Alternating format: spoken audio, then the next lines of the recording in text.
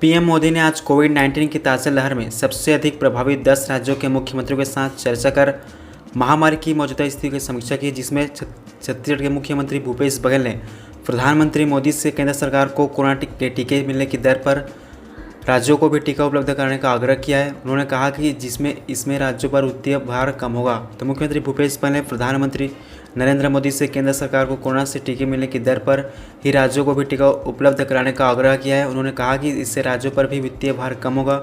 मुख्यमंत्री ने स्वास्थ्य कर्मियों, फ्रंट लाइन वर्कर्स और 45 साल से अधिक उम्र के लोगों के लिए टीकाकरण के लिए प्रदेश को केंद्र सरकार से मिलने वाली वैक्सीन की आपूर्ति की समय सारणी से भी अवगत कराने का आग्रह किया, जिससे राज्य में सभी पात्र लोगों को टीकाकरण की कार्य योजना बनाई जा सके। बघेल ने पीएम मोदी की अध्यक्षता में आज विभिन्न राज्यों के मुख्यमंत्रियों के साथ कोरोना नियंत्रण की व्यवस्था और टीकाकरण की प्रगति की वर्चुअल समीक्षा बैठक में यह अनुरोध किया। बैठक में स्वास्थ्य मंत्री टी एस सिंहदेव, गृह मंत्री ताम्रध्वज साहू और मुख्य सचिव अमिताभ जैन भी शामिल हुए। मुख्यमंत्री भूपेश बघेल ने बैठक में प्रधानमंत्री से कहा कि जिस तरह ऑक्सीजन उत्पादक राज्य अपनी ज़रूरत के बाद अतिरिक्त ऑक्सीजन प्राथमिकता से दूसरे राज्यों को उपलब्ध करा रहे हैं, वैसे ही रेमडेसिविर और अन्य जीवन रक्षक दवाइयों के उत्पादक राज्य प्राथमिकता से दूसरे राज्यों को भी उपलब्ध कराएं। इसके लिए भारत सरकार द्वारा गाइडलाइन जारी किया जाना चाहिए। उन्होंने प्रधानमंत्री से यह भी अनुरोध किया कि छत्तीसगढ़ में इस्पात उद्योग की अधिकता को देखते हुए औद्योगिक ऑक्सीजन के उत्पादन और इसके उपयोग की अनुमति दी जाए, जिससे अर्थव्यवस्था पर विपरीत प्रभाव न पड़े और न ही उद्योगों से जुड़े हजारों परिवारों के समक्ष रोजगार का संकट न उत्पन्न हो सके।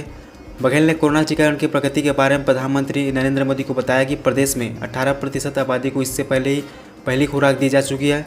उन्होंने जानकारी दी कि 90% स्वास्थ्य कर्मियों, 84% फ्रंटलाइन वर्कर्स और 45 वर्ष से अधिक के 69% लोगों को कोरोना से बचाव का पहला टीका लगाया जा चुका है। साथ ही दूसरे राज्यों से कोरोना संक्रमितों के प्रवेश के लिए अंतर्राज्यीय सीमाएं, एयरपोर्ट, बस स्टैंड और रेलवे स्टेशन पर कोरोना की जाँच की जा रही है।